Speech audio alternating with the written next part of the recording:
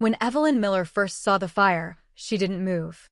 She stood on the porch of the neighboring house, their former home, and watched as flames licked the window frames, devoured the curtains, and consumed the family photographs she herself had hung on the walls over 30 years ago.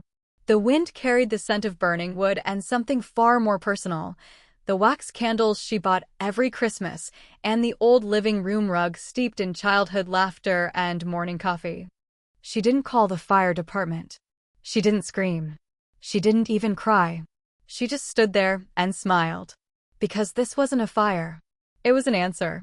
It had all started 6 months earlier, on one of those ordinary spring days when the sun shines too brightly for worry, and the birds sing so loudly it's as if they know something is about to change. Evelyn had been sitting on the porch, sipping tea and reading a letter from her older brother, David. He rarely wrote, mostly just to remind her that she was too soft-hearted or should have listened to me back then. This time, he informed her he was selling their parents' farm. "Too many memories," he wrote. "And you know how much I hate the past." She did. She always had. The farm in Utah, 120 acres nestled among the mountains, was where she and David had grown up after their parents died. Where their mother taught them to plant apple trees and their father showed them how to fix tractors. Where Evelyn shared her first kiss with the man who would become her husband, and where David first hit her for talking too much. She never held it against him. She forgave. For years. But the farm was sacred. Not because of the wheat that grew there or the horses that grazed, but because her daughter's ashes had been scattered beneath the old apple tree. When Evelyn called David, he didn't even apologize. "You know," he said calmly, as if discussing the weather, "you never paid property taxes. Legally, you own nothing there. And don't lecture me about memories. Memories don't pay bills." "What about Claire?" she asked, her voice trembling. "Did you even think about her?" Claire, her daughter, had died 10 years ago in a car crash. Her ashes had been scattered on that very farm. David knew. He'd always known. "Claire is dead, Evie," he replied without a trace of sympathy. "And her ashes won't stop the sale." He hung up. Evelyn didn't beg. She didn't drive out there. She didn't sue. She had neither money nor energy. At 62, she'd long stopped believing in justice. But that night, lying in the dark and listening to the old refrigerator hum in the kitchen, she felt something she hadn't in decades. Rage. Pure. Cold. Sharp as a blade. And so she began to plan. First, she tracked down the buyer of the farm. It was a developer from Salt Lake City named Jeffrey Randall. He dreamed of building an exclusive residential complex with panoramic views. Posing as a realtor, Evelyn called him and learned everything: the closing date, the price, the construction plans. Then she went to the library and studied Utah state laws on inheritance, burial rights, and the illegal sale of land containing human remains. The law was partially on her side. If ashes had been scattered on the property with the owner's consent, it legally constituted a burial site, and the land couldn't be commercially developed without special permits. But she had no documents. Only her word against David's. So she went further. She found an old friend of Claire's, Mary, who still lived in town. Mary remembered walking the farm with Evelyn and Claire just before the accident. Claire had said, "If anything happens to me, bring me back here. This is my home." Evelyn asked her to sign a sworn statement.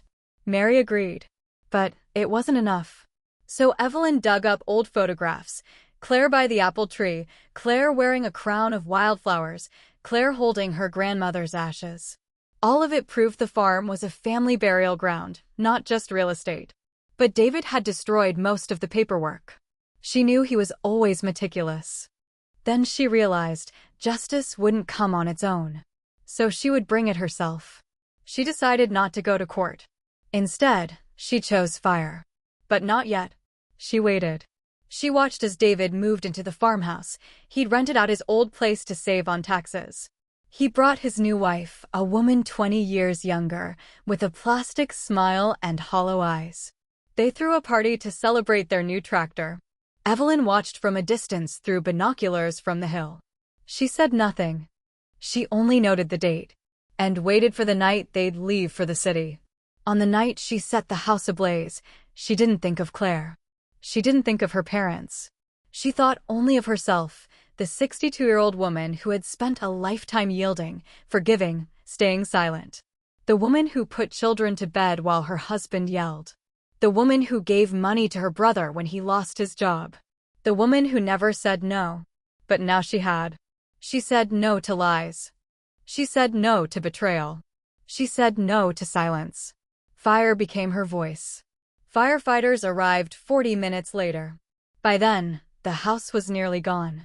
David and his wife arrived afterward, in pajamas, barefoot, their faces twisted with horror.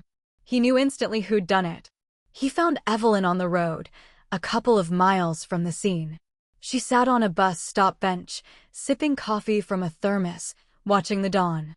"You," he shouted, running toward her. "You set the fire." She slowly looked up. "And you sold my daughter's ashes, David. You sold her." He swung at her. But this time, she didn't flinch. She grabbed his wrist, firmly, unexpectedly. "You don't deserve to speak her name," she said quietly. "You don't deserve to breathe the same air she did."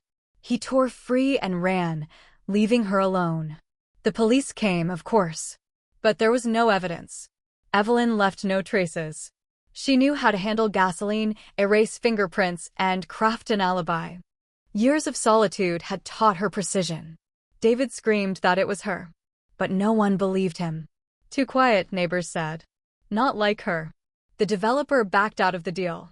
"If there's a burial site there, it's a legal minefield," he said. No one bought the farm. Evelyn didn't return. She rented a small cottage in Springville, adopted a cat, and started attending Sunday services, not out of faith, but to see people. Sometimes, at night, she'd pull out an old box of Claire's photos. She'd look and smile. 3 months passed. One day, a letter arrived. No return address. Just one handwritten sentence. "You won. But we both lost." She burned it in the sink. Now, standing amid the charred ruins of the house, she suddenly heard footsteps behind her. She turned. It wasn't the police. It wasn't David.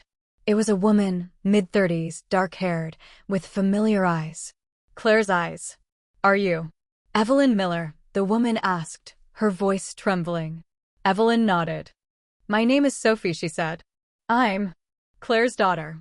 Evelyn went cold. "But Claire died childless." "No," Sophie said softly. "She was pregnant. Before the accident. No one knew.